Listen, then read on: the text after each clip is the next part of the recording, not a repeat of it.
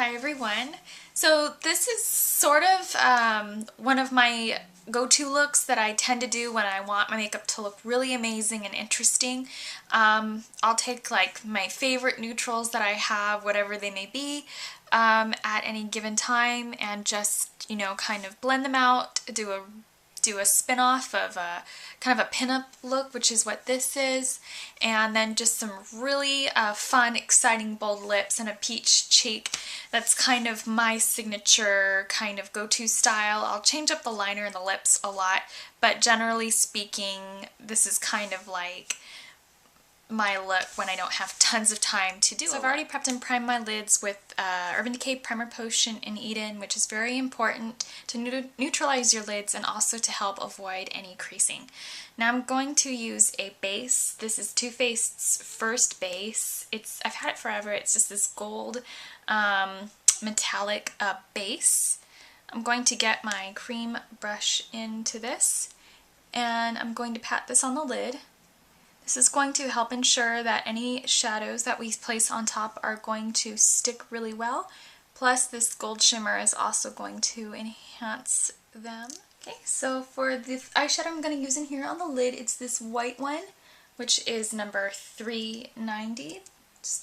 It's similar, I guess you could say, to MAC's Crystal Avalanche, but it's got a slightly creamier undertone to it.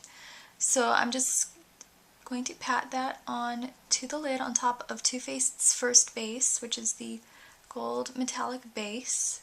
Now I'm going to be using this soft matte brown right here, also an Inglot color, and it's number 501. It looks similar to MAC's Kid, because MAC's Kid has a more pinky undertone versus MAC's Soft Brown, which has a peach undertone. So I'm just using that now to contour the crease, or should I say the orbital bone area. I don't really have a defined crease myself, so it's cool if you don't. You could just use these steps and put the placement on your eyes. Now I'm going to use that same palette I made, and I'm just going to take this Inglot eyeshadow in number 467, and it's just a soft, shimmery peach color right there, number 467. I'm just going to tell you all the numbers because I know that it's hard to get the actual numbers online and on various websites, so I'm just going to walk through it. Now I'm going to take two eyeshadows and blend one together. This can make the most of your collection if you have two colors and you can turn them into one. Now I'm going to be using number 501, which is that soft brown color. So I'm going to take a bit of that onto my 224. And I'm also going to be using this soft sort of cool matte brown. It's right between cool and warm. And it's number 363.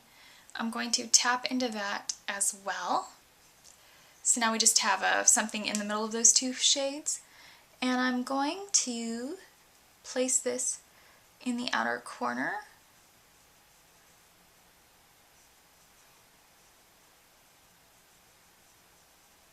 And then drag that through the brow, or not the brow, I'm going to drag it partially through the crease. Now I had promised a while back to use this particular color in a neutral eyeshadow look, and that is MAC's Blackberry, just this sort of neutrally purple. It's great if you're getting into brights, or even if you are a person who likes brights, who wants to find sort of a fun neutral.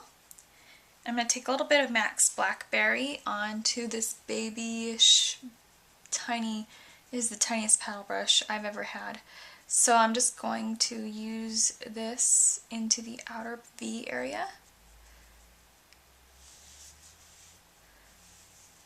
And we've already used the brown underneath to sort of warm up the purple, and also just to make it seem soft and wearable. Using a little bit more of Blackberry,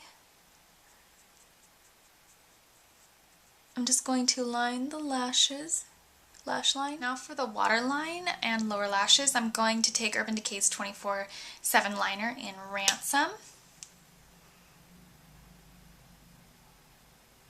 It's just a dark purple.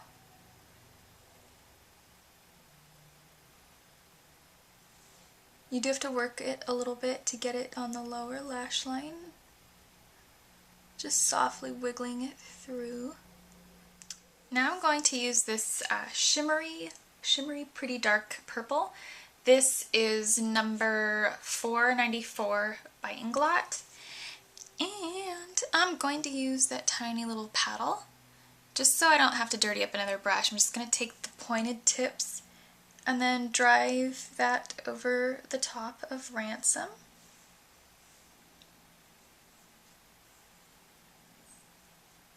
I'm going to use Inglot's number 77. This is just a matte black waterproof gel liner. Oh, you can take whatever gel liner you have. I know Physicians Formula makes these. This is interesting. I don't know if you can see how hard the texture appears, but it's actually really easy to get your brush in it. And I like that it's matte. I'm not a huge fan of glistening eyeliner. So I'm just going to take that little angled guy and I'm going to press him up against the lash line as close as I can, right on top of where I line my eyes in MAC's Blackberry. So what's going to happen with the Blackberry is it is sort of used to soften the appearance of the gel liner. Now I'm going to use Inglot's blush in number 35, just this soft peach with some silver shimmer. The shimmer doesn't truly show up a whole lot on the skin, but that's okay. I actually bought it because it's one of their least shimmerier ones. But their blushes radiate. They're really finely milled. They're not like chunks of shimmer all over your face. The thing I like most about doing eyes that are neutral but have a little bit of a kick, a little bit of flair, a little bit of color to them is it still is an interesting look, but it gives you time to play around with the lips still. So I'm going to be doing MAC's lip liner in magenta.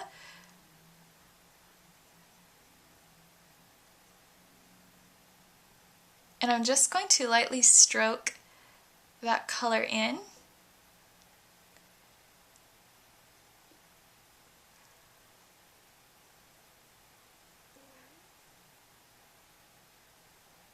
And then just grade the outer corner. I'm going to do that too. Now I'm going to take Cross Wires by MAC, which is also a cream sheen.